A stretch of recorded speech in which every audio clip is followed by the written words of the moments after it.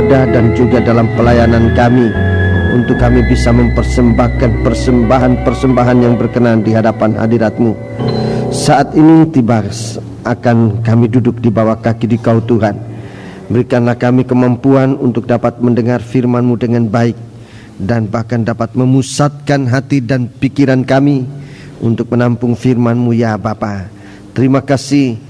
Namun kuasa-kuasa kegelapan mau mengganggu kami, tetapi kami percaya Engkau berkuasa atas segala-galanya. Sebab itu kami panggil nama Engkau buat usirkan dia. Di dalam nama Tuhan Yesus Kristus, segala setan kami perintah kamu semua dalam nama Yesus, pergi. Darah Yesus yang berkuasa. Terima kasih Bapa, haleluya. Terima kasih saat pemberitaan firman-Mu, Tuhan, biar urapan Roh-Mu yang suci menguasai kami seluruhnya, baik hamba-Mu yang akan menyampaikan firman-Mu maupun sidang jemaat, bahkan sekalian kami yang mendengarnya, agar firman ini benar-benar menjadi milik kami. Jauhkan segala rintangan, segala godaan dari antara kami sekalian. Terima kasih Bapa, haleluya. Dalam nama Yesus kami sudah berdoa, amin.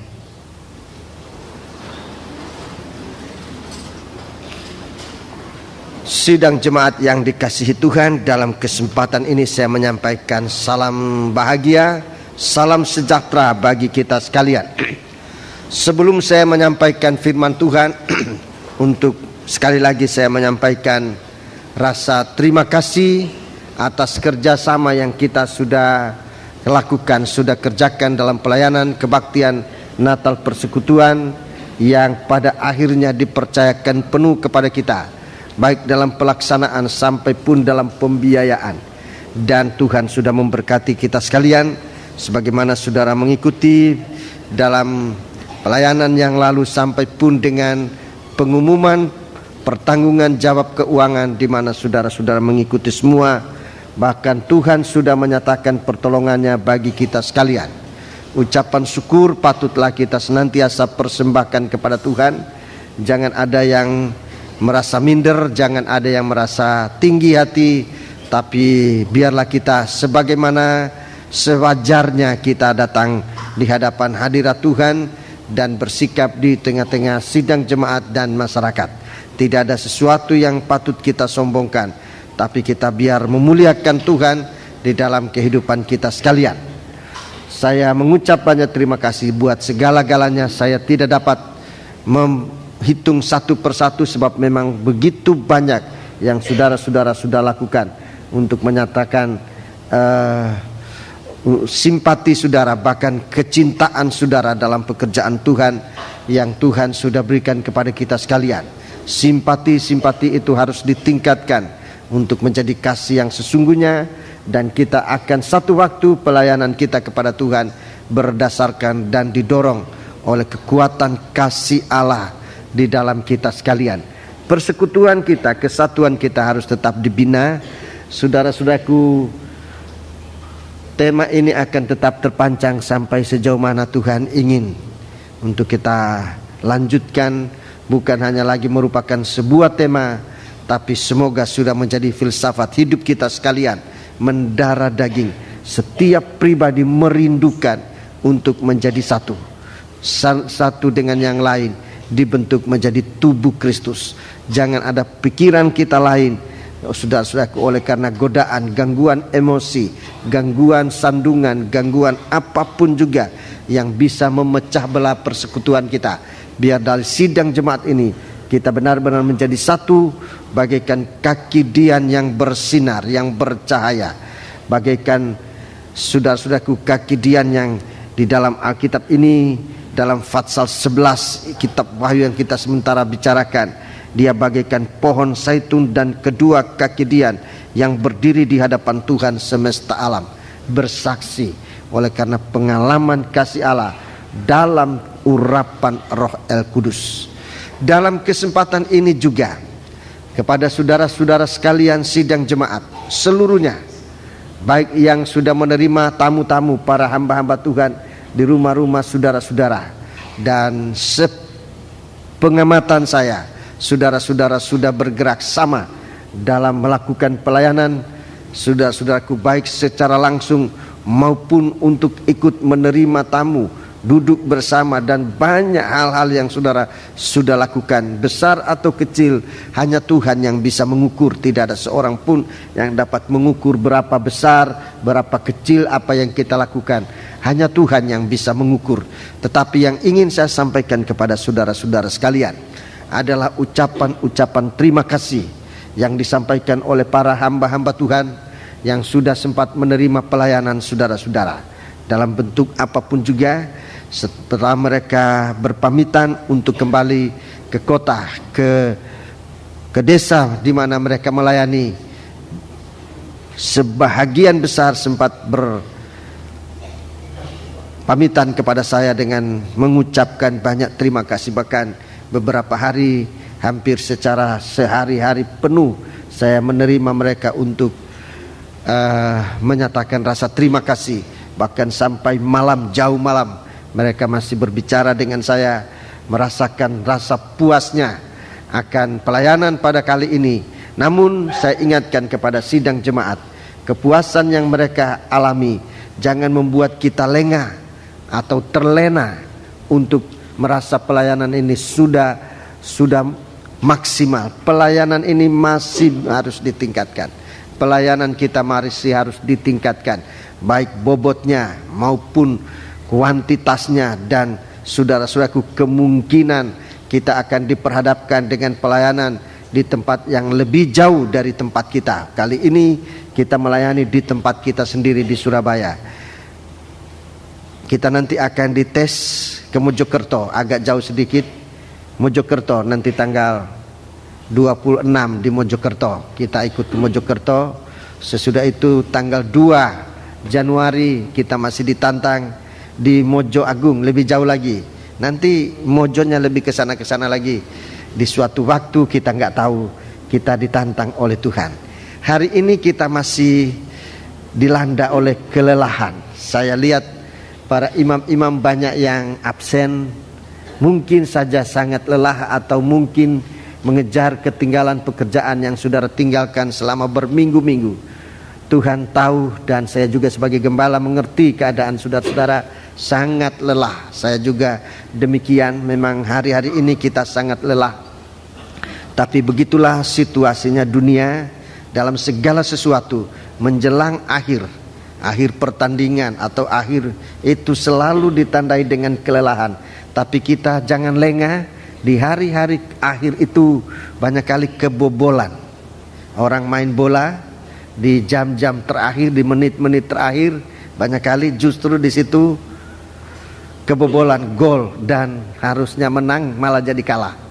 Jadi saudara-saudaraku, jangan kebobolan di hari-hari ini, karena ucapan terima kasih pelayanan mereka terima, mereka puas, kemudian badan lelah, lalu lengah dan terlena, sehingga kebobolan dan menjadi gugur. Itu harus dijaga. Saya peringatkan ini saudara-saudaraku untuk kita semua waspada.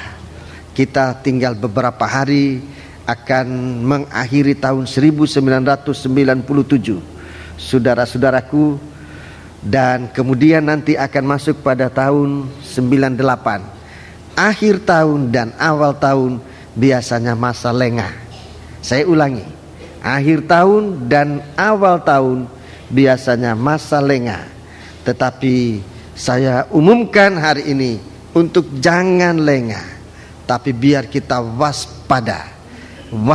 Sewaktu-waktu Tuhan mengetuk pintu dan menginginkan pelayanan kita, kita sudah harus siap. Di saat-saat larut malam menjelang pagi, mempelai itu datang, dan kita tidak tahu saat Tuhan datang mengetuk pintu untuk minta dilayani. Di saat itu kita harus siap. Apapun juga kesiapan kita tahun ini, jangan kita habiskan dengan lengah oleh karena merasa sudah dipakai, merasa sudah berhasil. Jangan lengah. Sewaktu-waktu Tuhan membutuhkan kita, kita harus hadir, kita harus siap untuk pelayanan. Masih ada pelayanan-pelayanan kelihatannya kecil, tapi pelayanan itu sangat penting dan diperhitungkan oleh Tuhan. Kita masih harus melayani orang-orang miskin di hari-hari ini, saudara-saudaraku, dan saya akan umumkan dan sampaikan kepada sidang jemaat. Kita masih punya pelayanan di dalam sidang jemaat ini. Banyak orang-orang miskin yang masih harus kita perhatikan.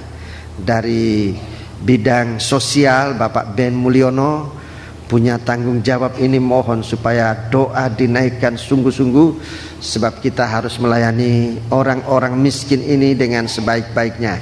Biasanya pada setiap tahun kita memberikan bingkisan kepada saudara-saudara kita. Maafkan kalau saya menggunakan istilah miskin, memang itulah istilahnya, tetapi saya tidak bermaksud untuk menghinakan saudara-saudara.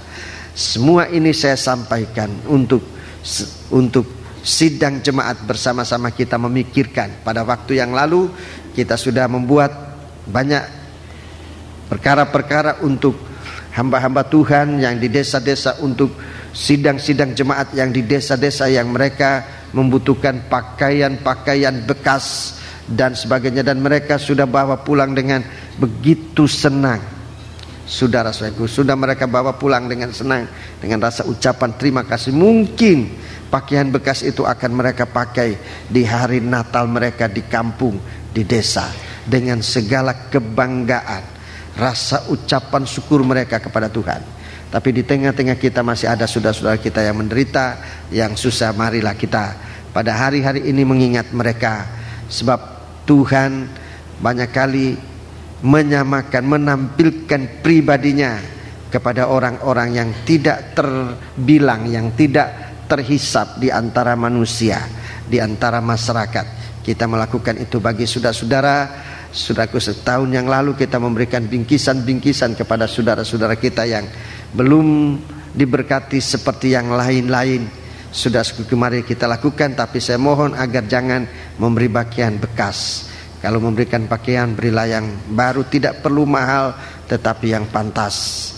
Berikanlah mereka apapun, mungkin sehelai sapu tangan, atau handuk kecil, atau sabun, atau apa saja yang kita pikirkan seakan tidak perlu, tapi sesungguhnya bagi mereka sangat mereka membutuhkan. Sabun cuci, sabun mandi, saudara-saudaraku, odol, sikat gigi dan sebagainya, yang bagi mereka mungkin saudara itu sudah pakai begitu lama, yang sudah perlu diganti, tetapi untuk mengganti mereka banyak kali harus perhitungkan pengeluaran biaya. Saudara-saudara, ingatlah itu. Saudara-saudara, banyak kali pada akhir tahun ini ada cuci gudang, ke apa itu? Cuci gudang. Ingatlah saudara-saudara kita, saat kita mencuci gudang atau ikut mencuci gudang orang lain. Saudara-saudaraku, banyak kali kalau ikut mencuci gudang orang lain itu harganya sangat turun, dan bagi kita mungkin kita tidak pakai, bagi saudara-saudara yang berkelebihan mungkin tidak akan berguna bagi saudara, tetapi bagi saudara-saudara yang lain sangat berguna. Dan untuk itu saudara bisa membawa ke gereja atau langsung ke rumah Bapak Ben Mulyono di Klampis Anom 7 nomor 25. Ya, Klampis Anom 7 nomor 25, atau saudara bawa di gereja. Para istri tua-tua, saya mohon kesiapan untuk membantu bidang ini. Kita sekarang tinggal banyak fokus kita kepada orang miskin ini. Pelayanan-pelayanan PPI dan sebagainya rasanya sementara kita sudah lewatkan, hanya tinggal nanti bagaimana kita ke Mojokerto. Mungkin perlu koordinasinya Pak Budi tolong aturkan, mungkin membutuhkan bis, mungkin membutuhkan kendaraan. Kemudian ke ke Mojo Agung. Mereka ini sangat merindukan. Mereka siapkan tempat, dia katakan sama saya, itu mampu menampung 1000 orang di satu tempat, satu lokasi. Sangat merindukan, sudah lama saudara ini merindukan. Dan dia kemana banyak kali dia ikut. Kita PPI kemana-mana, saudara kita ini, saudara Kuntoro, dia banyak kali ikut dengan kita. Dan mari kita tunjukkan saudara-saudara bahwa kita juga mau bersekutu dengan mereka. Jangan nanti kita suruh mereka ke sini, tapi kalau kita ke desa aras-arasan. Kita perlu perhatikan ini ya. Jadi 2 undangan ini sebetulnya ada undangan ujung pandang juga, Tapi saya betul-betul capek hari ini. Tanggal 17, 18 undangan ujung pandang. Saya masih belum tahu apa bisa memenuhi atau tidak. Saya memang sudah menolak, tetapi rayuan tetap sampai saat ini. Saya dirayu terus. Ya, berdoalah kalau Tuhan mengizinkan. Demi persekutuan saya akan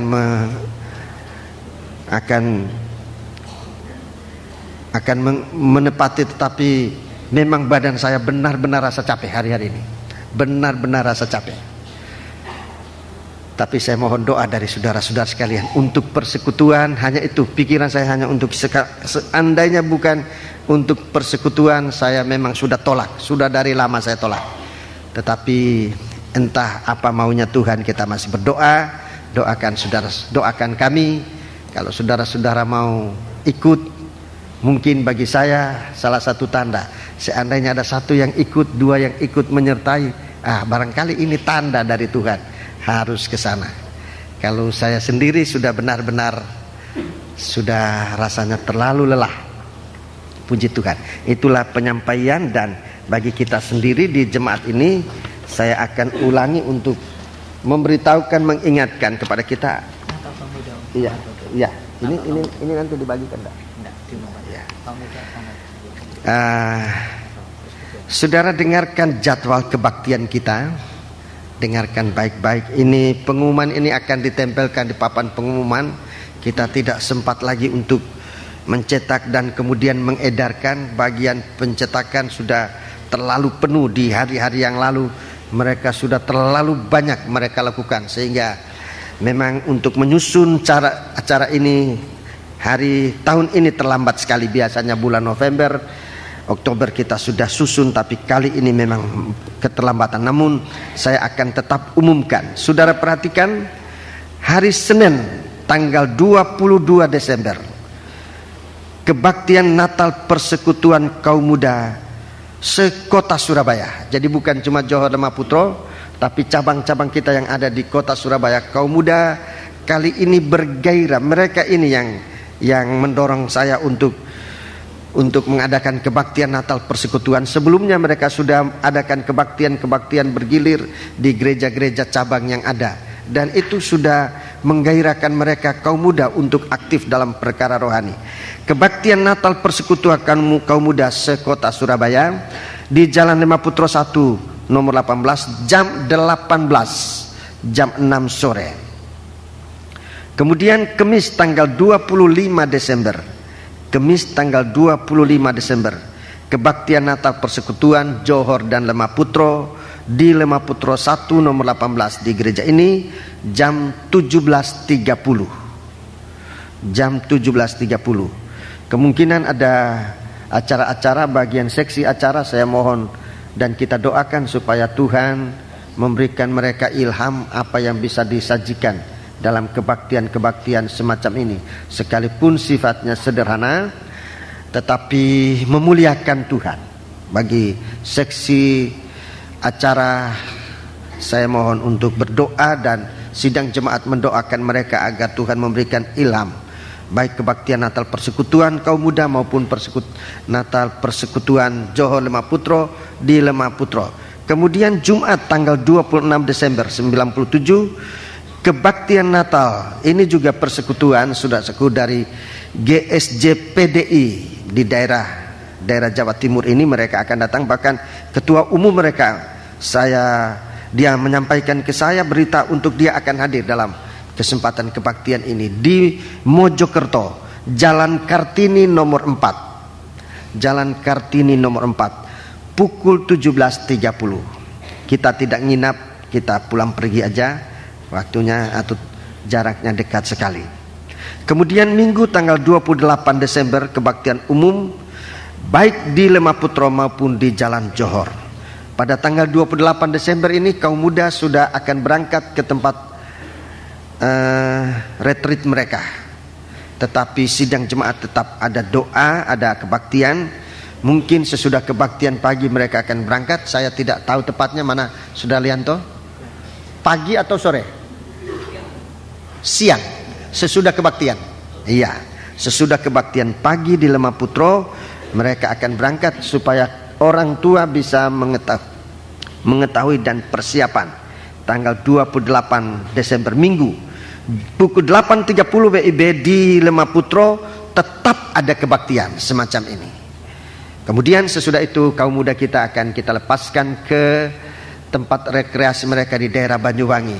Saya belum sempat ikut pada hari Minggu siang itu sebab sore hari pukul 17.30 WIB di Jalan Johor masih tetap ada kebaktian.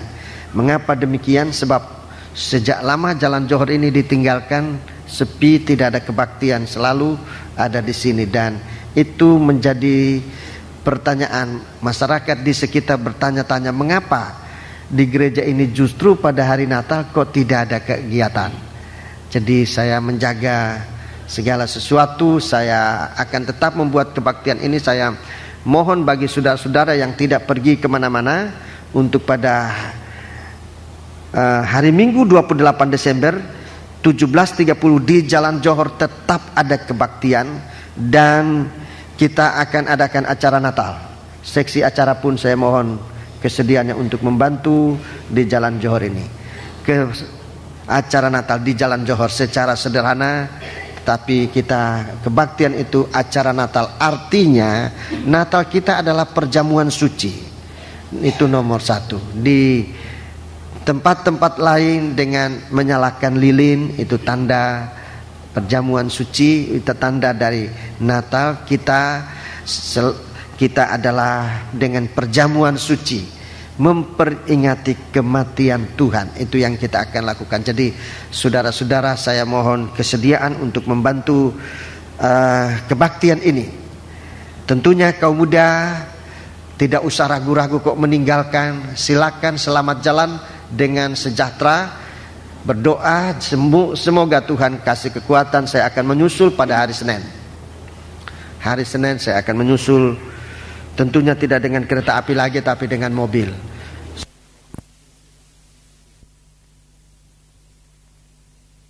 Kemudian hari Rebu tanggal 31 Desember, Rebu 31 Desember, kebaktian tutup dan buka tahun. Kebaktian ini juga akan disertai dengan perjamuan suci, tetapi juga akan didahului oleh kesaksian-kesaksian memuliakan Tuhan, nyanyian-nyanyian, ucapan syukur kita kepada Tuhan, dan juga firman. Berdoa firman ini, saudara-saudaraku, untuk mengarahkan kita pada tahun 1998, semakin dekat abad yang ke-21. Bagi dunia, tahun-tahun ini saudara-saudaraku benar-benar gelisah menghadapi atau mau masuk abad yang ke-21 ini. Bagi dunia benar-benar gelisah. Bukan cuma umat manusia, tapi saudara lihat sendiri situasi alam angkasa, alam air, alam bumi, semua dalam keadaan tanda-tanda perubahan. Tanda-tanda perubahan. Abad ke-21 mungkin terjadi perubahan secara besar-besaran. Ini saya tidak tahu, tetapi kita sudah melihat tanda-tanda ke arah itu. Sebab itu memang kebaktian tutup dan buka tahun ini hanya sekali. Tidak di Johor, akan disatukan semua di Lemaputro.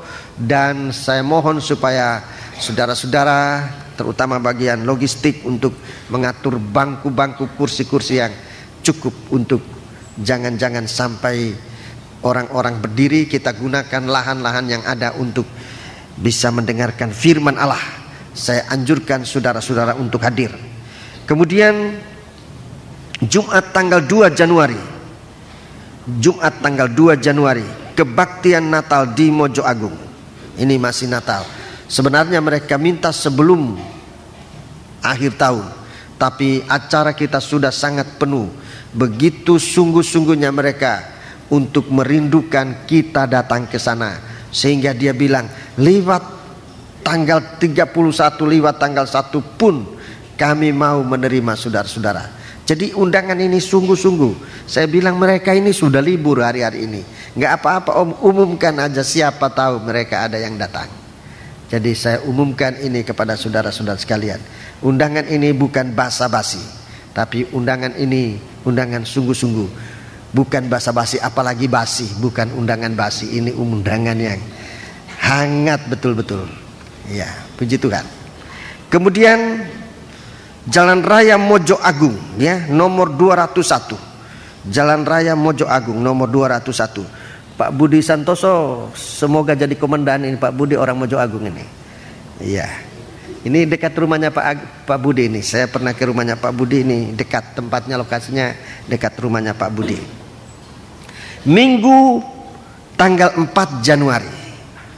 Minggu tanggal 4 Januari.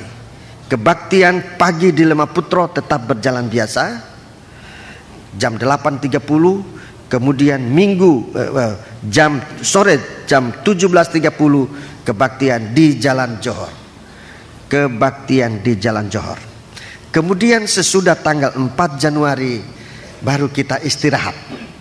Sesudah tanggal 4 Januari kita libur selama 1 minggu. Saya pikir kalau 2 minggu kelamaan, jangan-jangan jadi dingin.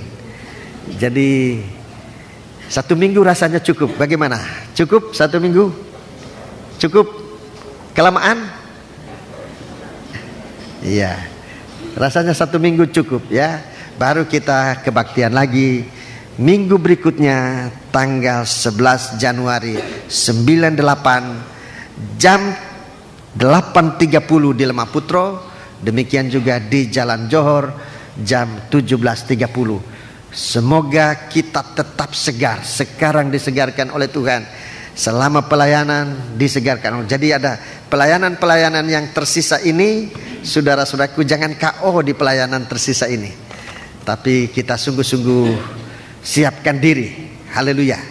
Puji Tuhan. Inilah penyampaian yang perlu kita ketahui, dan semua bidang dari BP untuk coba mentekel semua ini dengan sebaik-baiknya. Bidang-bidang terkait yang sangat, yang harus terjun secara langsung, biarlah saudara-saudara ikut dalam kegiatan ini. Ini masih merupakan kegiatan. Kita jangan lengah dengan kerikil. Orang tersandung tidak di batu besar. Kalau batu besar, tidak ada orang tersandung di batu besar kecuali orang ngantuk. Ada mobil, ada batu besar ditubruk aja. Tapi orang tersandung di batu kecil, di kerikil-kerikil kecil. Di sana banyak kali orang tergelincir. Kita sudah menghadapi pekerjaan besar, tapi sekarang yang kita anggap kecil-kecil itu merupakan kerikil-kerikil. Jangan tersandung, apalagi tergelincir, apalagi jatuh. Jadi siap. Tidak ada orang tersandung di batu besar, orang tersandung di batu yang kecil. Sebab itu mari kita waspada. Puji Tuhan.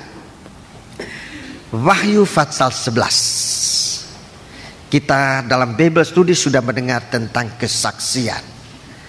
Ada 2 macam saksi di akhir zaman ini, saudara-saudaraku. Saksi yang pertama adalah sidang jemaat. Ini saksi yang pertama. Saksi yang pertama bagaikan kaki dian yang didampingi oleh pohon zaitun. Itu artinya kaki dian yang tidak akan kehabisan minyak. Disebutkan di sini ada 2 saksi, tetapi sesungguhnya ini peringatan buat kita gereja Tuhan untuk hidup jangan jauh dari, sebagai kaki dian, jangan lepas dari pohon zaitun yang membuahkan buah zaitun yang adalah menjadi minyak dari pelita, dalam pelita emas. Itu secara murni, itu satu pemerasan buah yang diperas, dijemur, diperas. Minyak itu yang menjadi minyak untuk pelita, bukan untuk minyak urapan, bukan, tapi minyak ini untuk pelita, minyak zaitun, saudara-saudaraku. Jadi ini kesaksian saksi yang sekarang harus tampil di tengah-tengah gelapnya dunia ini. Gereja Tuhan dilambangkan dengan kaki dian. Saudara sudah membaca dalam kitab Wahyu pasal 1. Gereja Tuhan itu adalah dilambangkan dengan kaki Dian yang bersinar, tentunya bercahaya, sebab didampingi dengan pohon zaitun. Jadi bukan hanya minyak persiapan, tetapi minyak ini ada bahannya pun, saudara-saudaraku, tetap ada, tidak akan kehabisan. Begitulah kita hidup di akhir zaman ini.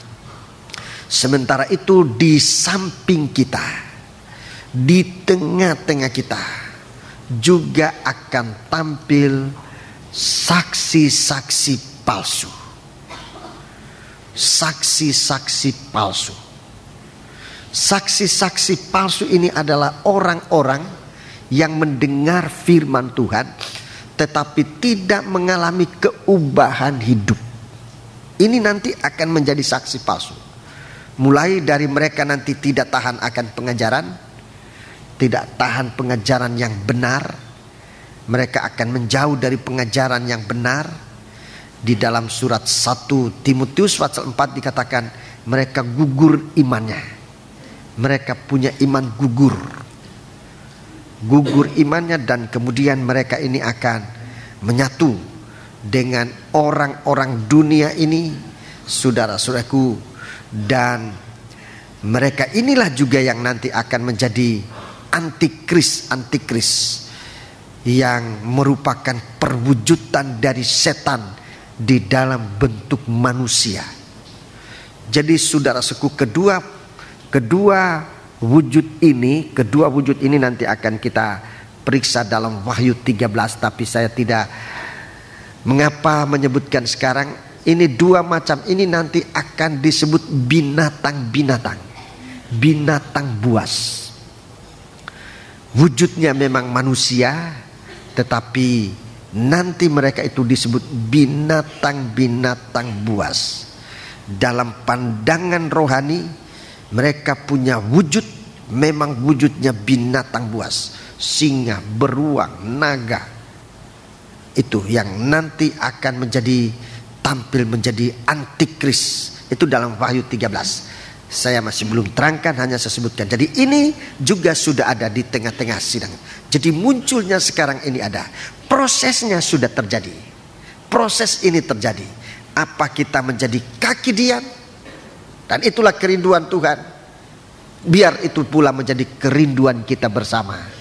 Dan ada saksi-saksi palsu. Orang yang mendengar firman Tuhan, bahkan sampai mengetahui firman, menghafalkan firman. Dalam Bible Study saya sudah sebutkan bagaimana mereka menghadapi Yesus dengan menyebutkan perkataan. Orang ini sudah berkata, aku akan merombak bait Allah buatan tangan manusia, kemudian akan membangunkan kembali dalam waktu 3 hari. Itu memang, saudaraku, pernah diucapkan oleh Tuhan, sekalipun perkataannya tidak persis, tetapi isinya memang demikian, pernah disampaikan oleh Tuhan. Tetapi maksud tujuan Tuhan bukan rumah semacam ini yang dirombak, tetapi kehidupan manusia lama itu harus dirobohkan, harus dirombak, dan dengan kuasa kematian Tuhan dan dengan kuasa kebangkitan Tuhan kita dibentuk menjadi baru. Kuasa kematian, saudaraku, kuasa yang namanya kuasa kematian, baik saudara baca di dalam Roma pasal 4 supaya sudah lihat kuasa kematian itu apa. Yang dinamanya katanya kuasa kematian. Sengsara itu ada kuasa. Kuasa apa? Dalam Roma, dan dalam kita baca lebih dahulu dalam surat Roma pasal yang keempat. Roma pasal yang keempat ayat yang ke-25. Yaitu Yesus yang telah diserahkan karena pelanggaran kita. Ya, terima kasih. Sampai di situ, Yesus yang telah diserahkan. Perkataan diserahkan ini mati. Itu sebetulnya mati, diserahkan untuk disalib. Mati. Yesus mati karena dosa kita. Ini Ini kuasa kematian Yesus untuk mengampuni dosa. Jadi kalau bicara tentang kematian itu artinya pengampunan dosa.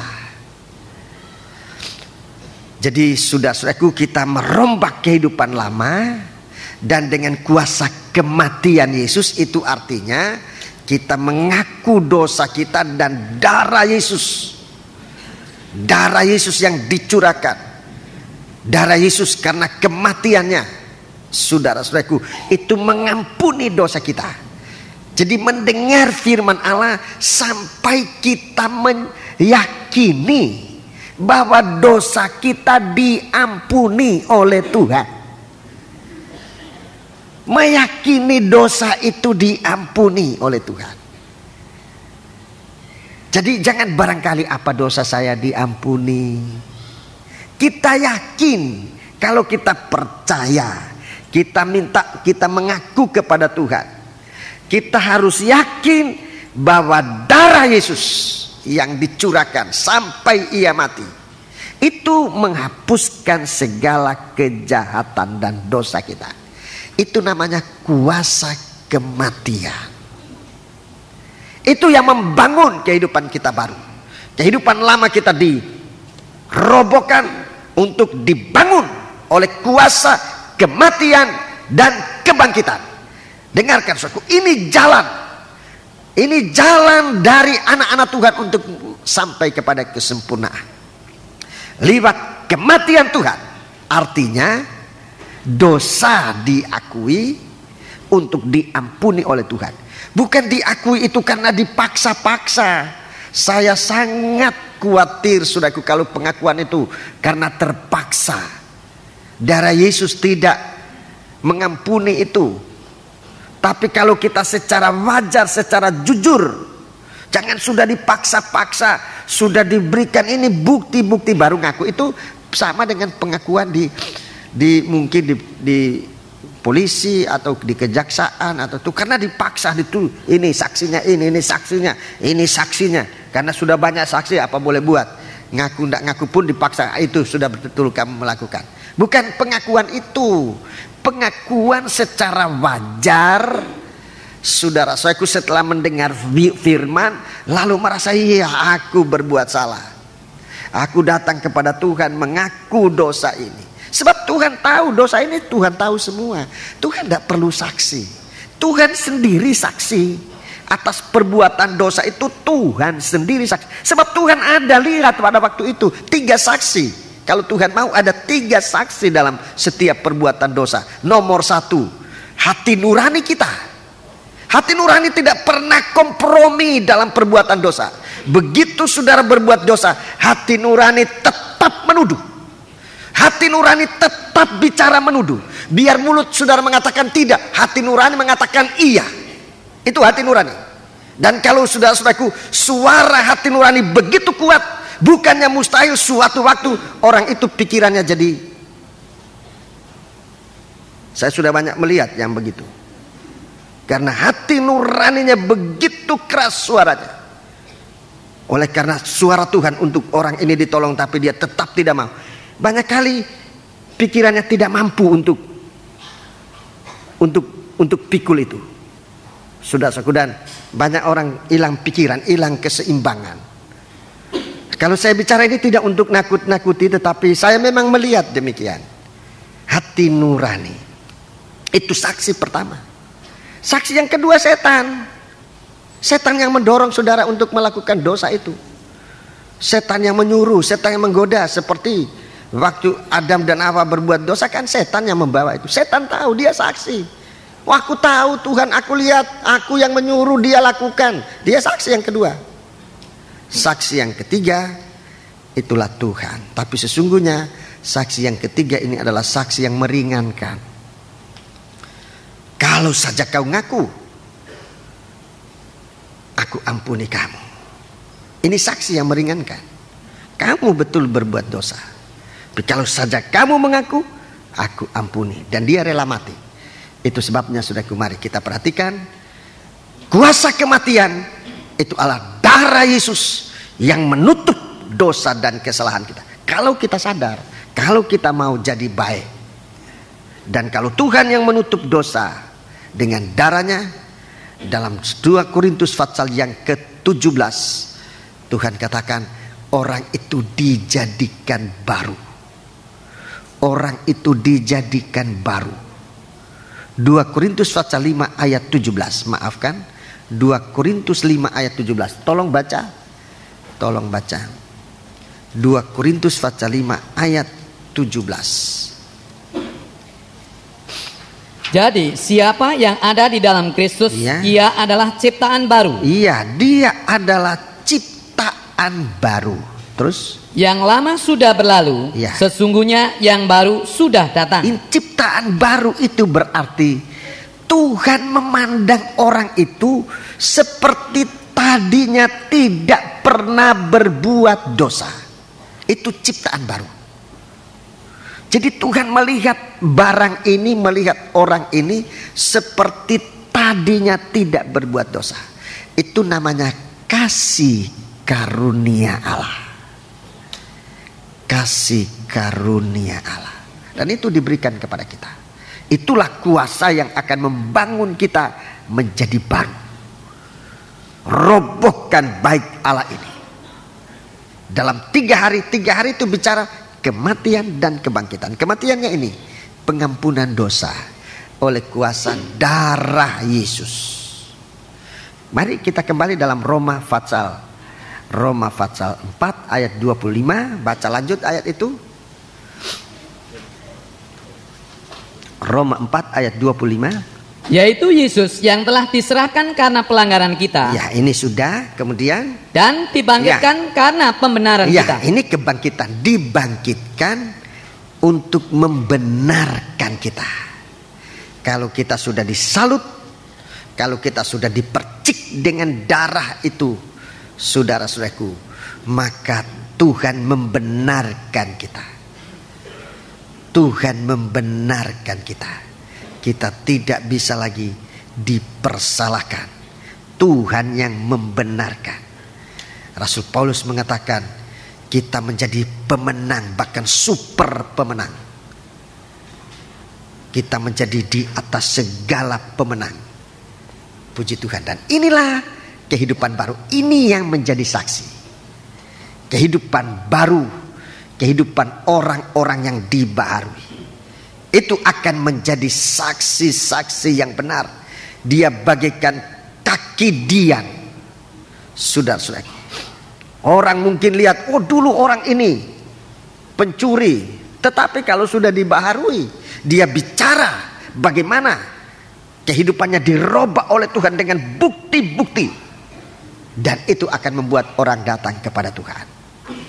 Saudara-saudaraku.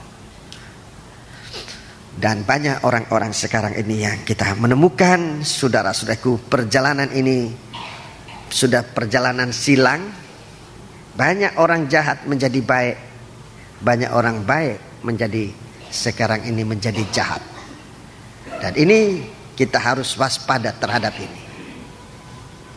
Tahun lalu saya katakan lebih baik penjahat menjadi apa dulu saya katakan? Menjadi pendeta daripada pendeta menjadi penjahat. Kita jaga betul ini ya. Kita disebut orang ditebus oleh Tuhan, jangan kembali ke jalan lama itu. Kita diingatkan oleh Tuhan dalam Natal Persekutuan, jangan kembali ke Herodes. Ambil jalan lain. Sebab kita memang datangnya dari Allah supaya tetap menjadi saksi. Jadi 2 saksi, 2 macam saksi beredar di tengah-tengah dunia sekarang ini. Kita jaga baik-baik. Saudara-saudaraku, Rasul Petrus, Rasul Paulus bicara, kalaupun kita harus menderita, jangan menderita karena berbuat salah, berbuat jahat. Kalau kita menderita karena difitnah, ya apa boleh buat, memang itulah nasib. Kalau kita menderita karena dibenci, bahkan sampai dibenci tanpa sebab, kita tetap menjadi saksinya Tuhan. Puji Tuhan. Jadi mari kita berada di hari-hari ini, pelayanan-pelayanan ini harus ditingkatkan apapun yang harus kita lakukan untuk kemuliaan nama Tuhan. Puji Tuhan. Kita sekarang akan membaca dalam kitab Wahyu Fatsal yang ke-11. Kitab Wahyu Fatsal yang ke-11. Kita lanjutkan pembacaan sesudah 2 saksi. Saudaraku, ini saksi yang benar. 2 saksi dan disebut sini adalah saksi yang benar dengan tanda-tanda, dengan mujizat. Kalau kita menjadi saksinya Tuhan, kita disertai oleh Tuhan dengan tanda-tanda yang menyertai kita. Manfaatkan itu. Tanda-tanda, bahkan sampai satu saat di mana kita harus berbicara, Tuhan katakan tidak usah mikir-mikir dulu apa harus kita sampaikan, sebab saat itu Tuhan akan bubuh perkataannya di mulut kita untuk diucapkan. Dan itu akan kita alami kalau kita benar-benar menjadi saksinya Tuhan di hari akhir zaman ini. Puji Tuhan. Ayat yang ke-7. Ayat yang ke-7. Dan apabila mereka telah menyelesaikan kesaksian mereka. Jadi ada saatnya kesaksian 1260 hari ini, pada hari terakhir, saudaraku, pada hari terakhir sudah menyelesaikan kesaksian mereka. Terus, maka binatang yang muncul dari jurang maut akan memerangi mereka dan mengalahkan mereka serta membunuh mereka. Ini puncak dari kebencian, puncak dari siksaan. Jadi sejaman aniaya itu, saudaraku, aniaya itu di dalam Wahyu Fatsal 9, saudara. Wahyu Fatsal 9, di sana kita sudah membaca dulu. Di situ orang mau mati tidak bisa mati. Orang mau mati tidak bisa mati, hanya sengsara. Hanya sengsara. Tapi saatnya nanti orang ini akan dibunuh. Orang-orang ini akan dibunuh. Terus, dan mayat mereka akan terletak di atas jalan raya kota besar yang secara rohani disebut Sodom dan Mesir. Sodom dan Mesir, di mana juga Tuhan mereka disalibkan. Ya, Sodom dan Mesir, di mana Tuhan disalibkan. Dan orang-orang dari segala bangsa dan suku dan bahasa dan kaum melihat mayat mereka 3,5 hari lamanya. Dan orang-orang itu tidak memperbolehkan mayat mereka dikuburkan. Dan mereka yang diam di atas bumi bergembira dan bersuka cita atas mereka itu, dan berpesta dan saling mengirim hadiah, karena kedua nabi itu telah merupakan siksaan bagi semua orang yang diam di atas bumi. Ya, sampai di sini dulu ya. Jadi ini puncak dari aniaya. Puncak dari aniaya. Puncak dari kebencian. Ini puncaknya aniaya, tapi juga puncaknya kebencian. Saksi ini dibunuh, itu berarti semua benih wanita yang ketinggalan, yang mempunyai kesaksian Yesus, yang mempunyai firman tetapi belum sampai pada penamatan daging, itu nanti akan ditamatkan, akan dibunuh. Daging itu tamat bersama dengan 2 saksi ini. Tetapi dalam bacaan ini kita melihat bahwa mereka tidak dikuasai oleh maut. Pembunuhan ini, saudara-saudaraku, tidak mempunyai kuasa maut. Sebab mereka bangkit lagi. Ayat 11, kita baca ayat 11. 3,5 hari kemudian masuklah roh kehidupan dari Allah ke dalam mereka, sehingga mereka bangkit, dan semua orang yang melihat mereka menjadi sangat takut. Iya. Terus, dan orang-orang itu mendengar suatu suara yang nyaring dari surga berkata kepada mereka, naiklah kemari. Lalu naiklah mereka ke langit, diselubungi awan, disaksikan oleh musuh-musuh mereka. Iya, terima kasih. Jadi orang-orang ini memang dipancung kepalanya, tetapi maut tidak berkuasa. Mereka hidup kembali.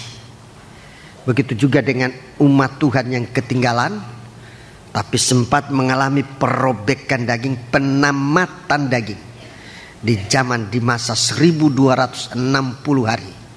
1260 hari sama dengan 3,5 tahun. Disiksa sampai mati. Mereka dibunuh, tetapi maut tidak berkuasa. mereka bangkit lagi. Wahyu 20 ayat 4. Wahyu 20 ayat 4. Wahyu pasal 20 ayat 4. Ini tentang kerajaan 1000 tahun. Jadi mereka dibangkitkan untuk turut masuk dalam kerajaan 1000 tahun. Ayat 4. Lalu aku melihat tahta-tahta dan orang-orang yang duduk di atasnya. Kepada mereka diserahkan kuasa untuk menghakimi. Aku juga melihat jiwa-jiwa mereka yang telah dipenggal kepalanya karena kesaksian tentang Yesus dan karena firman Allah. Ya inilah orang-orang itu. Terus yang tidak menyembah binatang itu dan patungnya. Ya, tidak menyembah antikris dan juga patungnya. Dan yang tidak juga menerima tandanya pada dahi dan tangan mereka. Ya. Dan mereka hidup kembali dan memerintah sebagai raja bersama-sama dengan Kristus untuk masa 1000 tahun. Untuk masa 1000 tahun. Ayat yang ke-6. Berbahagia dan kuduslah ia yang mendapat bagian dalam kebangkitan pertama itu. Ya. Kematian yang kedua tidak berkuasa lagi atas mereka. Ya, kematian tidak ada, yang maut tidak berkuasa lagi atas mereka. Tetapi mereka akan menjadi imam-imam ya, perhatikan, Allah. Menjadi imam-imam. Jabatan ini, saudara-saudaraku, jangan saudara buang begitu saja. Jangan dibuang begitu saja. Jabatan imam-imam itu menyangkut, ada kaitan dengan hidup kekal.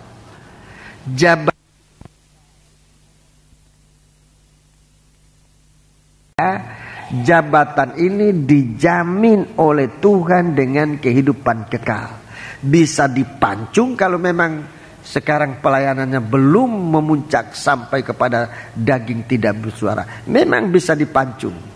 Tapi jabatan ini ada kaitan jaminan kehidupan kekal. Bangkit untuk menjadi imam-imam. Sekali lagi saudara-saudara, supaya semua sidang jemaat menjadi imam-imam bagi Allah. Tuhan menyelamatkan kita dengan mengatakan kita dijadikan oleh Dia menjadi imam-imam dan raja-raja bagi kerajaan Tuhan. Kita menjadi bangsa yang dipilih, umat yang berkerajaan. Jadi saudara-saudaraku,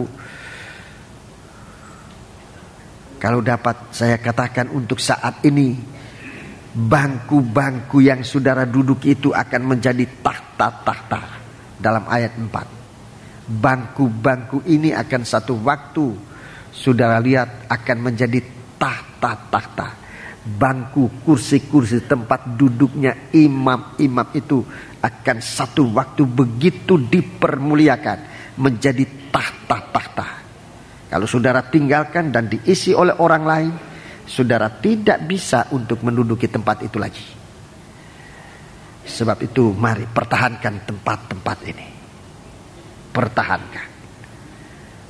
Bukan bangkunya, tetapi artinya setianya. Setia menjadi anak-anak Tuhan. Haleluya. Baca terus. Tetapi mereka akan menjadi imam-imam Allah dan Kristus. Iya. Dan mereka akan memerintah sebagai raja bersama-sama dengan Dia 1000 tahun lamanya. Iya. Jadi ini ada kerajaan 1000 tahun. Ini saudara-saudaraku merupakan masa perhentian. 1000 tahun itu disebut juga masa perhentian. Masa perhentian 1000 tahun. Sabat besar. Sebelum masuk ke Yerusalem baru. Itu hari yang ke-7.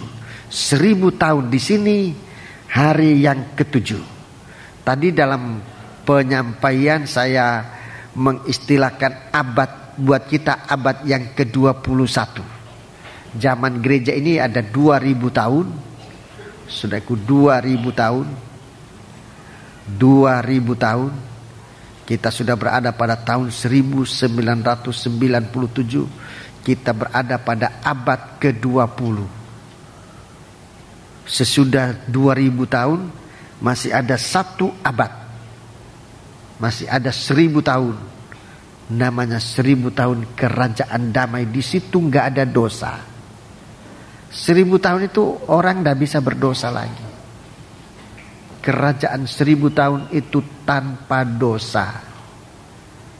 Itu situasinya, suasananya sama dengan Taman Eden, sama dengan Firdaus.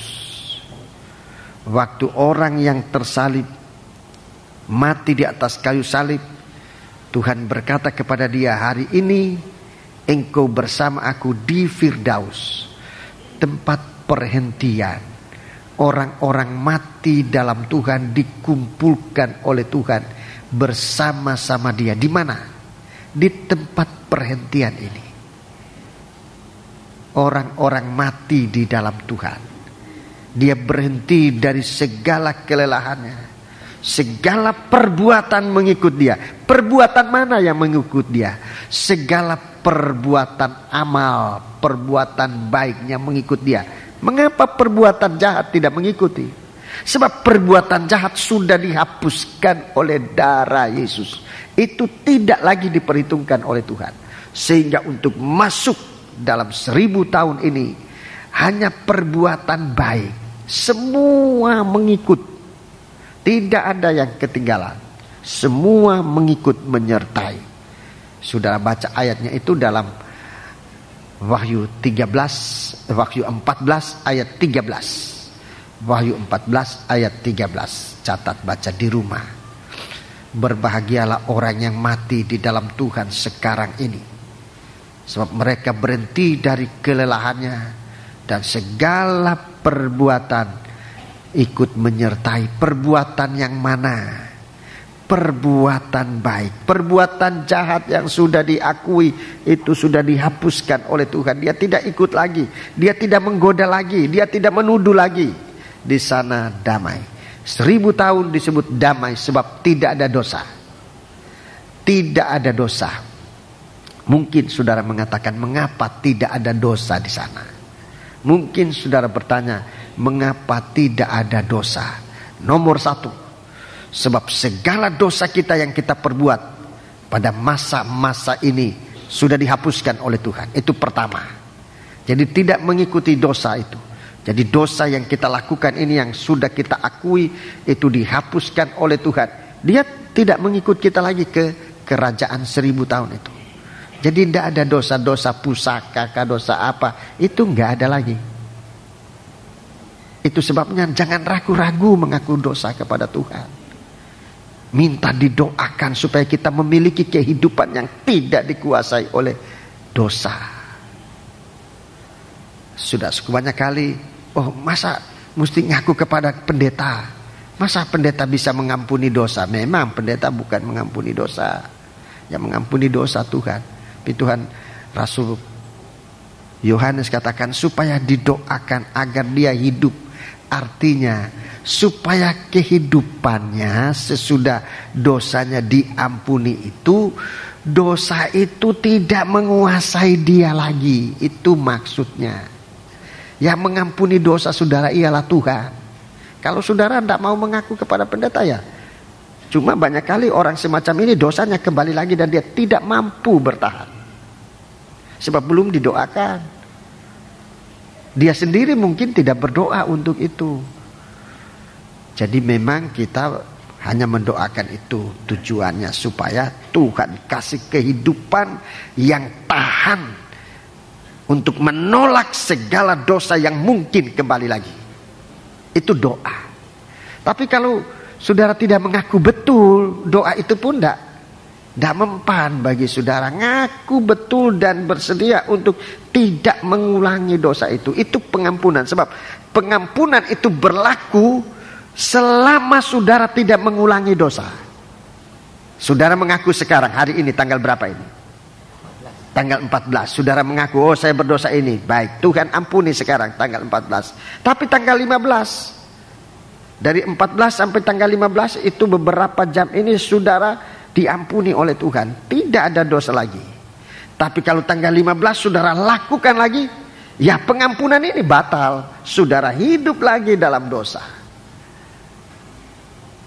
Dan ini, tetapi kalau terus tanggal 15 tidak berdosa, tanggal 16 tidak mengulangi lagi, sampai sekian lama tidak berdosa, sampai satu waktu saudara membenci dosa itu, saudara namanya bukan diampuni, dilepaskan. Itu namanya kelepasan. Itu kuat. Itu namanya kelepasan. Dosa itu bukan cuma saudara tidak lakukan, tapi saudara menjadi benci terhadap dosa itu. Dulu saudara suka sekali, tetapi setelah saudara diampuni dan terus diampuni sampai terlepas, saudara membenci dosa itu. Itu lebih kuat. Jadi dosa itu tidak mungkin mengikut ke kerajaan 1000 tahun. Jadi dalam kerajaan 1000 tahun tidak ada lagi gangguan dosa. Dosa yang kita sudah lakukan sudah diampuni, sampai pun dengan namanya dosa pusaka, dosa apa itu tidak ada lagi, sudah ditutup oleh darah Yesus. Itu yang saya sebutkan, dalam kerajaan 1000 tahun tidak ada dosa. Yang kedua, tubuh kita bukan lagi daging dari tanah liat. Dalam kerajaan 1000 tahun tubuh kita bukan lagi dari tanah liat. Bukan lagi dari tanah liat. Saudara-saudara, kita sudah dirubah oleh Tuhan. Sudah dirubah oleh Tuhan menjadi tubuh yang rohani, seperti tubuh yang dimiliki oleh Yesus waktu ia bangkit dari kematian. Tubuh rohani. Ayatnya dalam 1 Korintus pasal 15. 1 Korintus pasal 15 ini dibaca. 1 Korintus pasal 15. Jadi tidak ada dosa oleh karena tubuh ini, daging ini yang membuat kita berbuat dosa. Ini daging ini yang selalu berbuat dosa. Tapi kalau itu dirubah, itu dirobek sampai dia tidak bersuara. Sebab itu sekarang ini Tuhan mengukur kita untuk bisa masuk ke kerajaan 1000 tahun itu dengan peningkatan proses perobekan daging. Sampai daging tidak bersuara, kita nanti akan masuk dalam kerajaan 1000 tahun itu. Ayat 44 dan 45. Yang ditaburkan adalah tubuh alamiah, yang dibangkitkan adalah tubuh rohaniah. Iya. Jika ada tubuh alamiah, maka ada pula tubuh rohaniah. Iya, ada tubuh rohaniah. 45. Seperti ada tertulis, manusia pertama Adam menjadi makhluk yang hidup. Ini makhluk yang, ini Adam yang pertama. Adam yang pertama itu dari daging, dari tanah menjadi daging. Itulah yang tubuh kita sekarang ini. Terus, tetapi Adam yang akhir menjadi roh yang menghidupkan. Menjadi roh yang menghidupkan. Jadi saudara-saudaraku, kita sedang dirubah oleh Tuhan. Dirubah oleh Tuhan untuk memiliki tubuh yang rohani. Kita baca ayat yang 48, 49, 47 mulai. Manusia pertama berasal dari debu tanah dan bersifat jasmani. Manusia kedua berasal dari surga. Makhluk-makhluk alamiah sama dengan dia yang berasal dari debu tanah, dan makhluk-makhluk surgawi sama dengan dia yang berasal dari surga. Terus, sama seperti kita telah memakai rupa dari yang alamiah, demikian pula kita akan memakai rupa dari yang surgawi. 51. Sesungguhnya aku menyatakan kepadamu suatu rahasia.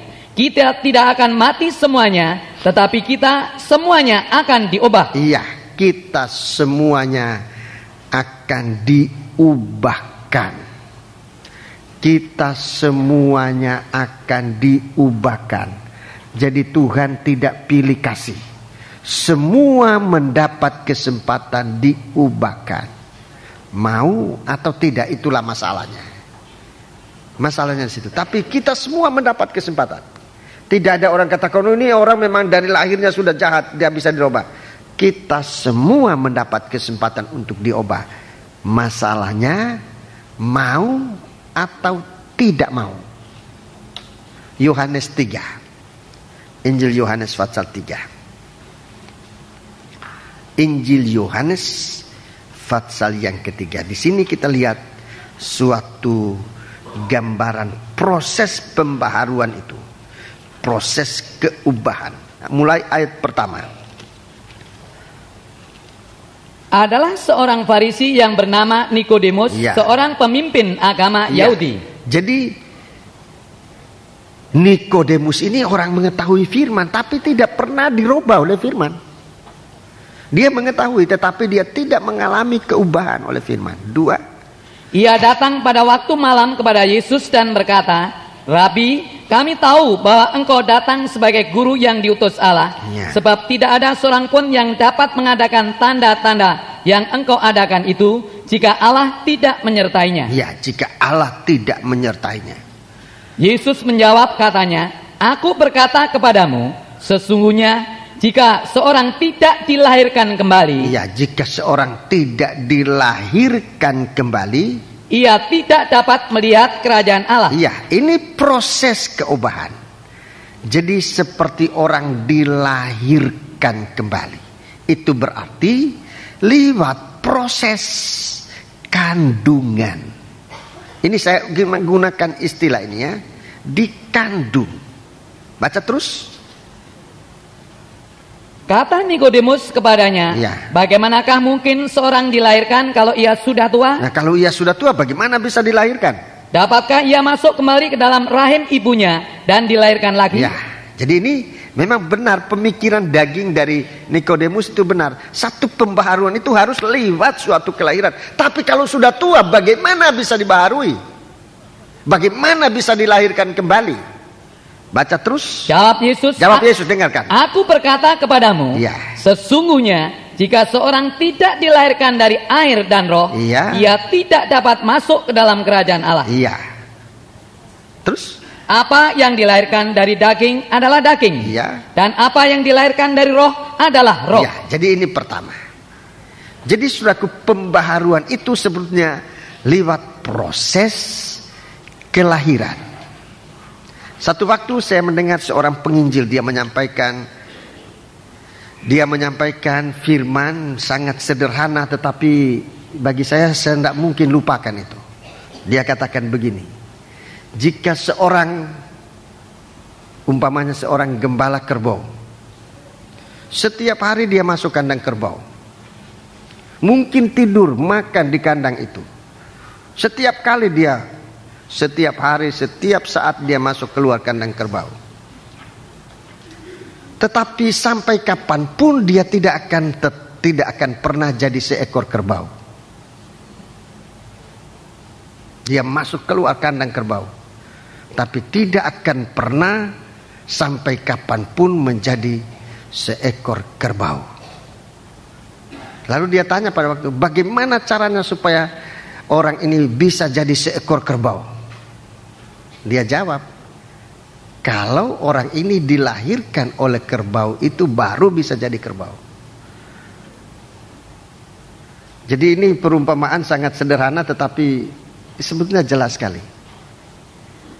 Saudaraku, bagaimana ibadah kita sekarang ini untuk menjadi rohani? Untuk menjadi rohani, saya sangat menghargai kesetiaan saudara-saudara.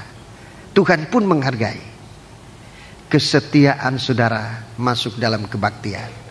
Tuhan sangat-sangat menghargai dan memang menganjurkan.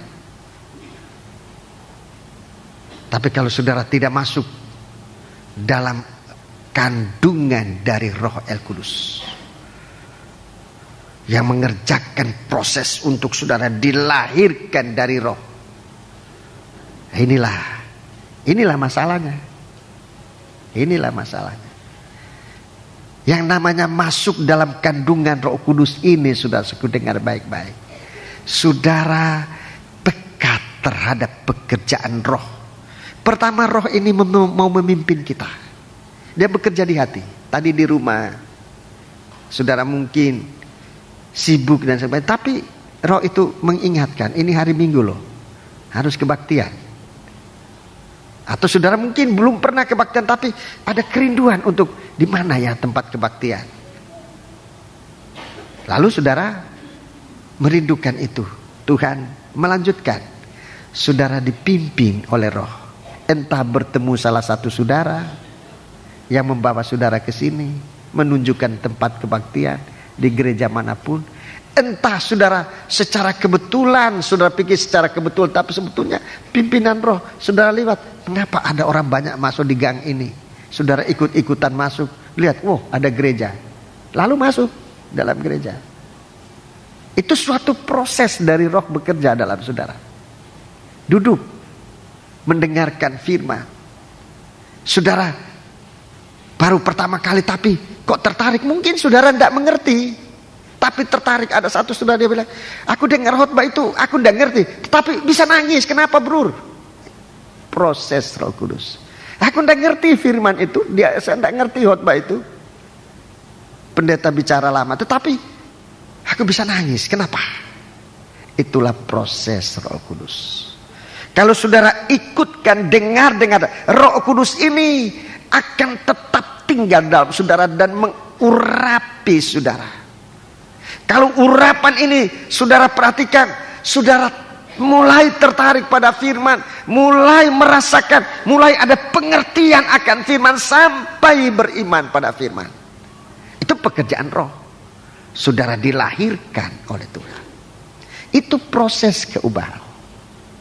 Saudara masuk dalam pengaruh, dalam kandungan dari Roh Kudus untuk dilahirkan menjadi manusia baru. Apa yang lahir dari daging adalah daging. Apa yang dilahirkan dari Roh adalah Roh. Ini dijelaskan selanjutnya oleh Tuhan kepada Nikodemus. Ini yang pertama. Sebab Roh ini adalah, Roh Allah ini adalah oknum Allah sendiri, benih ilahi. Jadi kita dilahirkan dari benih ilahi yang namanya Roh El Kudus. Di dalam 1 Petrus pasal yang pertama, 1 Petrus pasal yang pertama, ini benih ilahi juga. Yang kedua, benih ilahi yang kedua, 1 Petrus pasal yang pertama ayat 24. 23. Ya? 23. Ya. Karena kamu telah dilahirkan kembali bukan dari benih yang fana, Ya. tetapi dari benih yang tidak fana, oleh firman Allah yang hidup dan yang kekal. Sebab semua yang hidup adalah seperti rumput, dan segala kemuliaannya seperti bunga rumput. Rumput menjadi kering dan bunga gugur, tetapi firman Tuhan tetap untuk selama-lamanya. Inilah firman yang disampaikan Injil kepada kamu. Ya, jadi kita lihat tadi kelahiran dari Roh itu disertai dengan yang tadi saya sudah jelaskan. Saudara mendengar firman, saudara menjadi taat pada firman, menjadi setia dalam ayat 22. Karena kamu telah menyucikan dirimu oleh ketaatan kepada kebenaran, sehingga kamu dapat mengamalkan kasih persaudaraan tulus ikhlas. Hendaklah kamu bersungguh-sungguh saling mengasihi dengan segenap hati. Jadi sudah kita lihat di sini dalam ayat 20, karena kamu telah menyucikan diri oleh ketaatanmu kepada kebenaran. Ini kebenaran firman. Sebetulnya ini masih ada sambungan suatu perkataan oleh Roh El Kudus. Taatnya pada firman ini oleh karena Roh El Kudus. Oleh karena Roh Kudus. Jadi firman itu mengerjakan dalam kita. Sebegitu mendengar firman, kita menyadari kesalahan kita.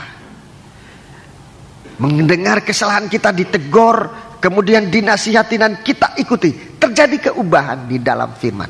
Saudara dilahirkan jadi baru.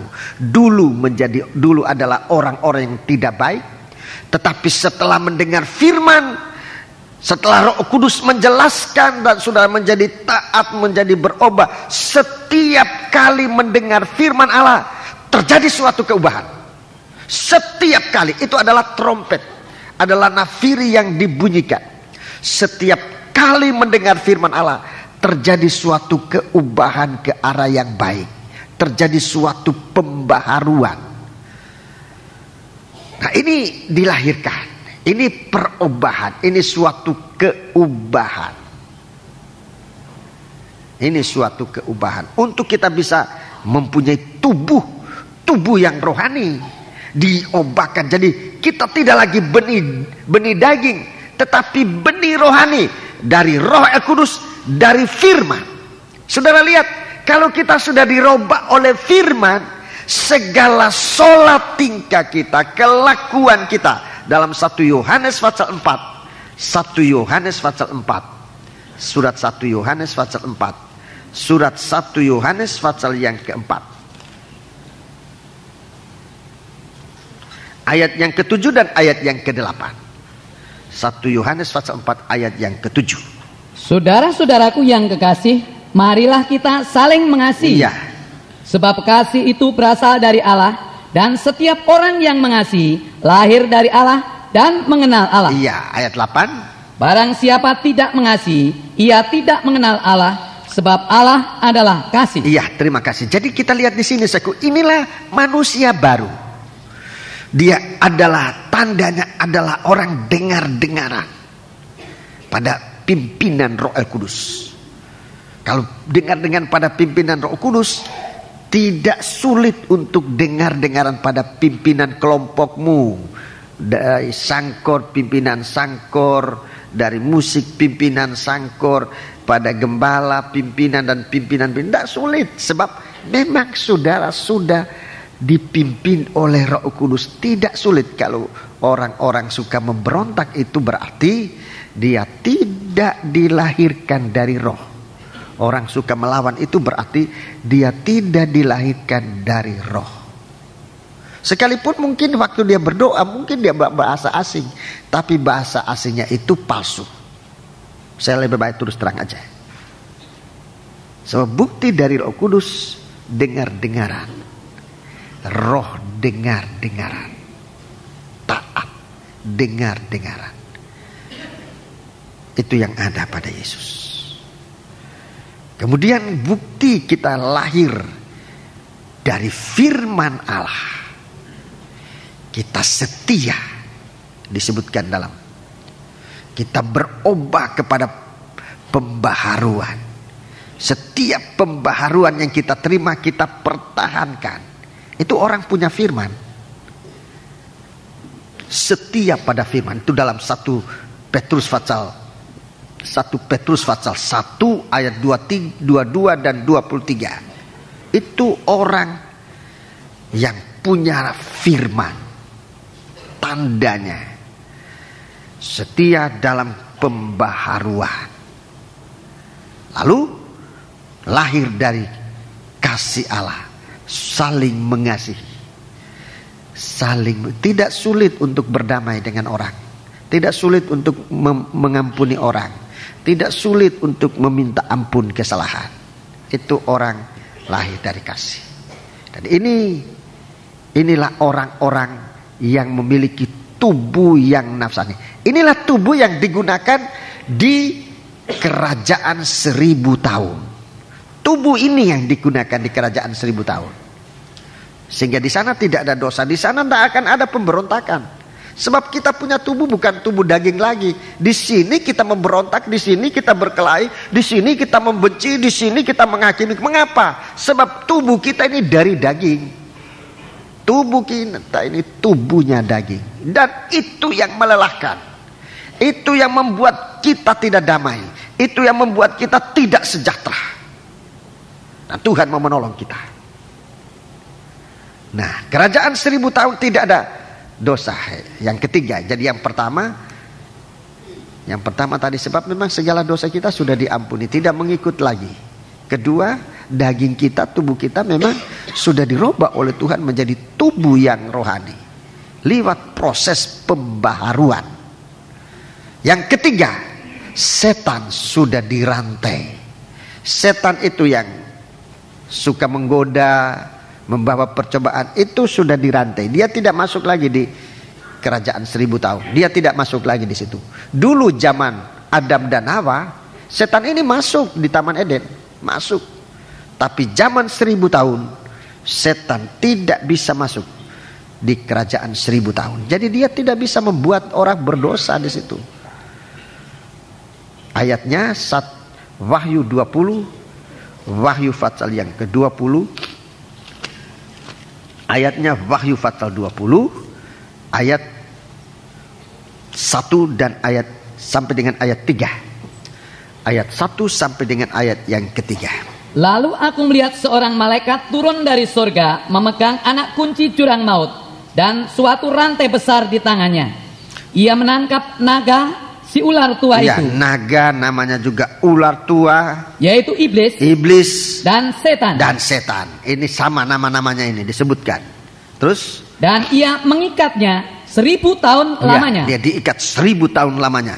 Lalu melemparkannya ke dalam jurang maut. Iya. Dan menutup jurang maut itu dan memperteraikannya di atasnya, supaya ia jangan lagi menyesatkan bangsa-bangsa sebelum berakhir masa 1000 tahun itu. Kemudian daripada itu ia akan dilepaskan untuk sedikit waktu lamanya. Iya, terima kasih. Ini nanti akan saya jelaskan pada kesempatan pasal yang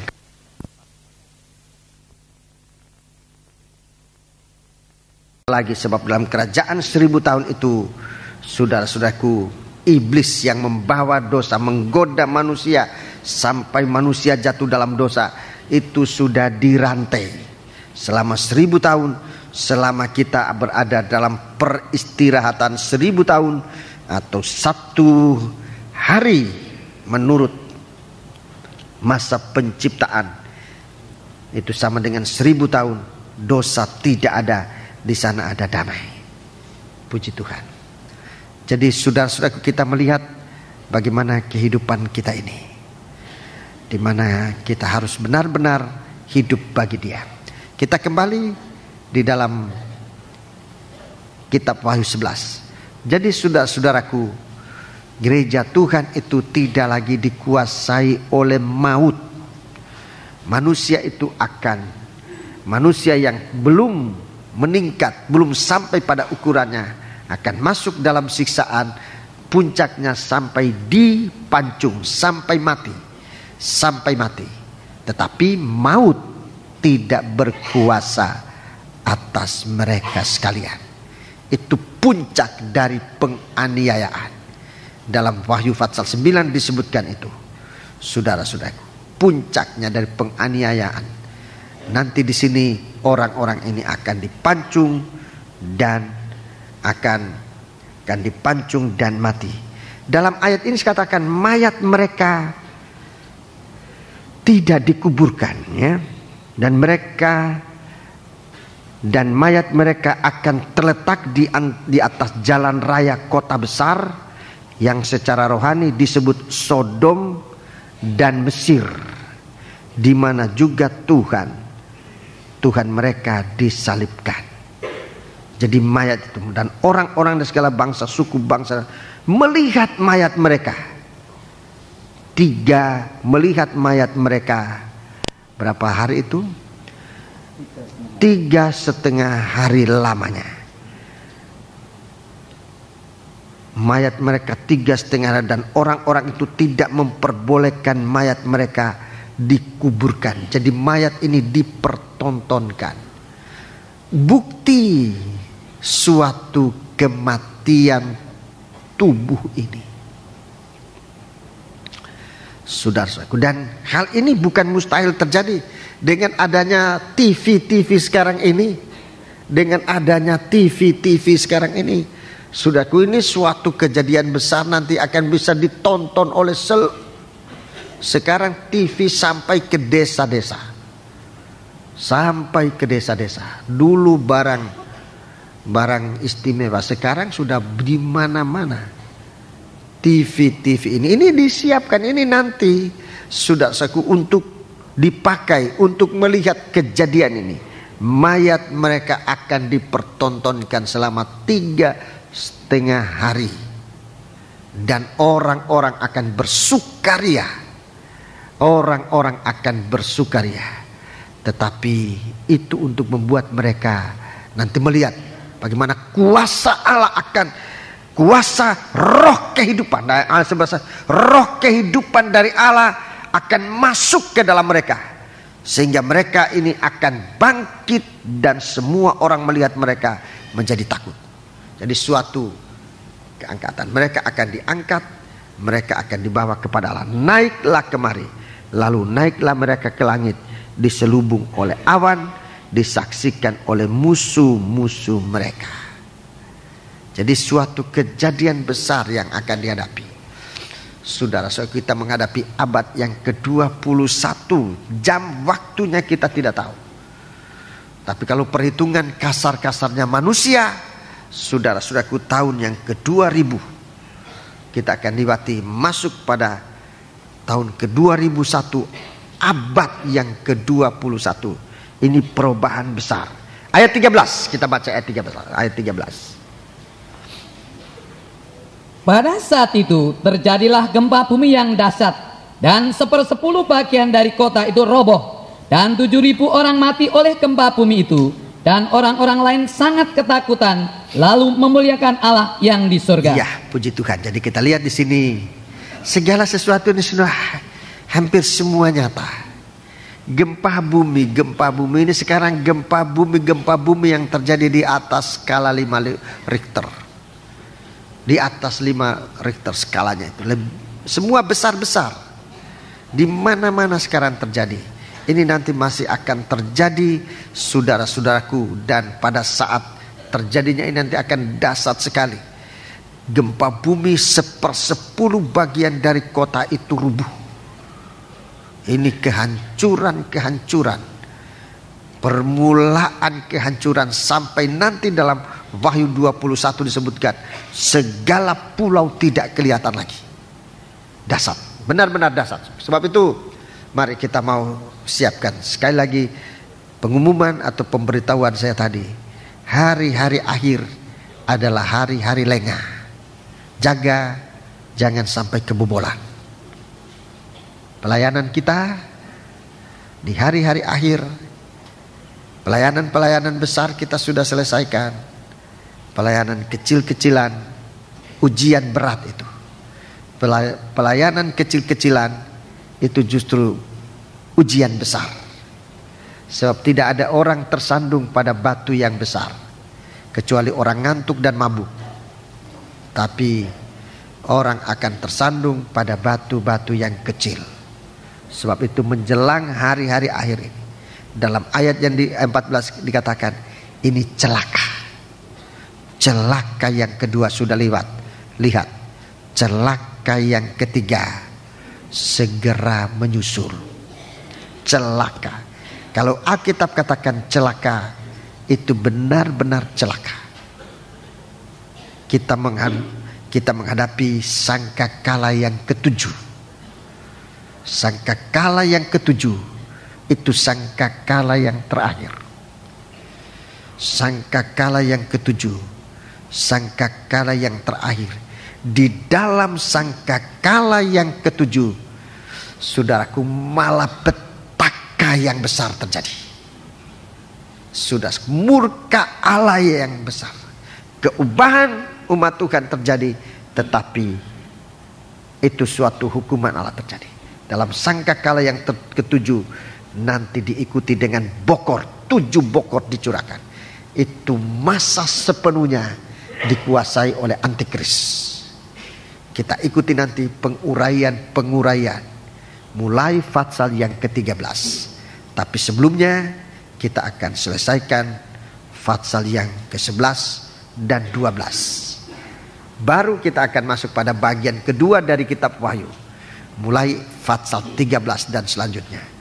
Itu Fatsal dari antikris akan tampil bagaikan mempelai laki-laki. Dan gereja Tuhan Babel itu akan tampil.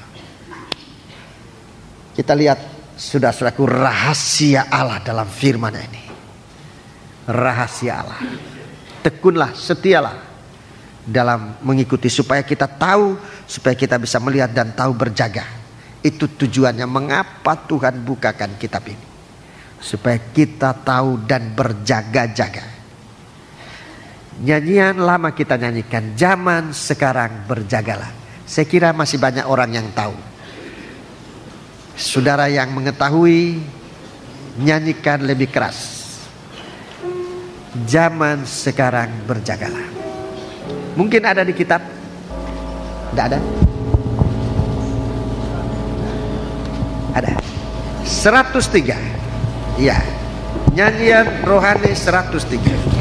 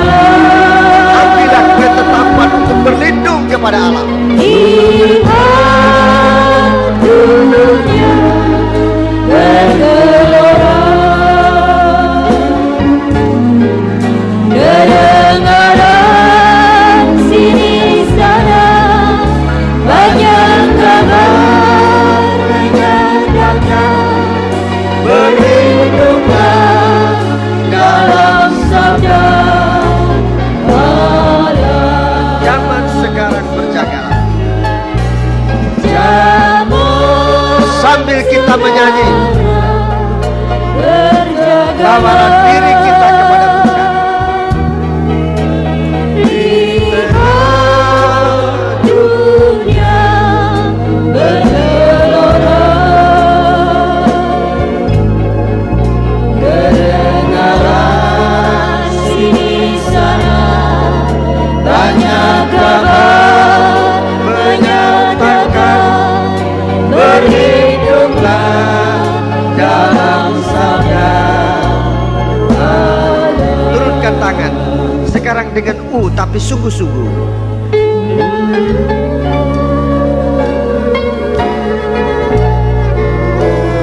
Pastikan apakah engkau dalam lindungan Allah atau belum. Kalau belum, saat ini adalah saat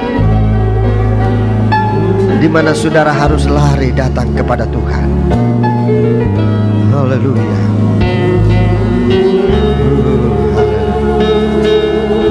Tanda-tanda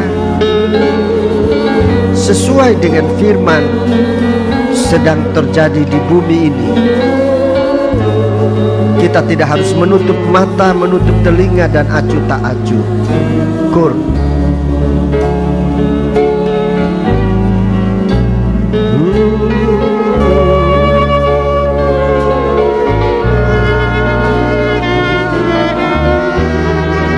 Bagaikan Nuh mendapat kesempatan masuk dalam bahtera,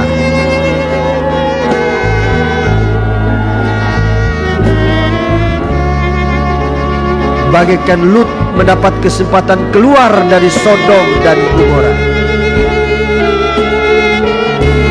Oleh pertolongan dan nasihat Tuhan, begitulah Tuhan memperhatikan umatnya saat ini.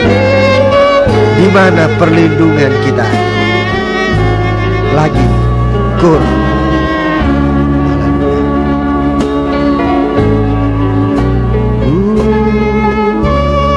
Sekarang setelah diri saudara, coba ingat suamimu, suami yang terkasih, istri yang terkasih. Apakah juga sudah ada dalam perlindungan atau belum? Anak-anakmu, orang tuamu,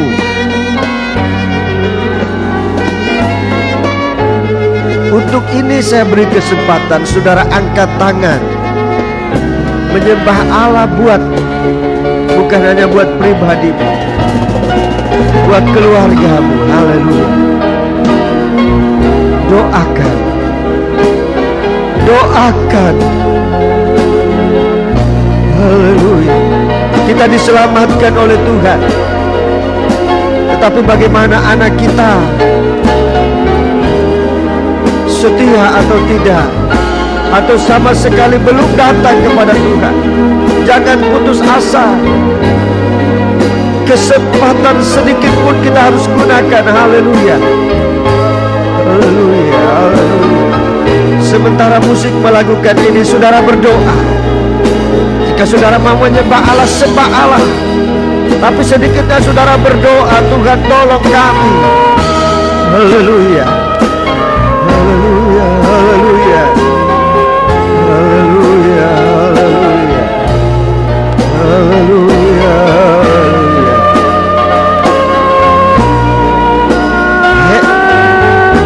Nuh dia membawa seluruh keluarganya. Lut dia membawa seluruh keluarganya. Haleluya. Apakah kita juga sudah membawa seluruh keluarga kita? Saudara tidak mampu sendiri. Haleluya. Tetapi Tuhan akan menolong. Tangisan seorang ibu buat anaknya, tangisan seorang anak orang tuanya, tangisan seorang suami untuk istrinya, tangisan seorang istri untuk suaminya. Tuhan sangat menghargai. Haleluya. Haleluya. Haleluya. Haleluya. Semakin dekat hari Tuhan, semakin jelas Tuhan bicara bagi kita. Haleluya. Haleluya. Mari kita memperhatikan. Haleluya. Haleluya. Haleluya. Haleluya. Haleluya. Haleluya.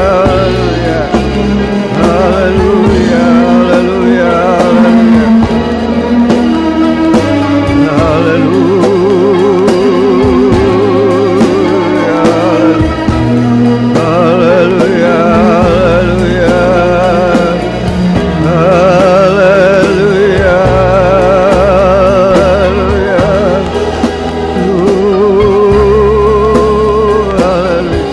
Terima kasih Tuhan, terima kasih. Setiap seruan-seruan ini, Engkau yang maha mengetahui kerinduan dari setiap pribadi, setiap perselisihan, setiap kesalahan kami antara sesama kami. Tuhan, biarlah kuasa darah-Mu menutupnya dan menjadikan damai itu bagi kami sekarang ini. Untuk kami tidak terikat dengan apapun juga yang nanti akan menyeret kami kepada kehancuran. Tapi robalah pandangan hidup kami, robalah kehidupan kami menjadi baru, sesuai dengan kerajaan yang Engkau sediakan bagi kami. Terima kasih Bapa. Terima kasih. Terima kasih. Engkau yang mendengarkan doa, Engkau juga yang akan menyempurnakan dan membenarkan doa kami. Yang salah Engkau kiranya benarkan, betulkan Tuhan. Dan kiranya Engkau menjawab doa kami. Kami ingin hidup hanya bagi Dikau Tuhan. Terima kasih Bapa. Terima kasih. Dalam nama Yesus kami berdoa. Haleluya. Amin.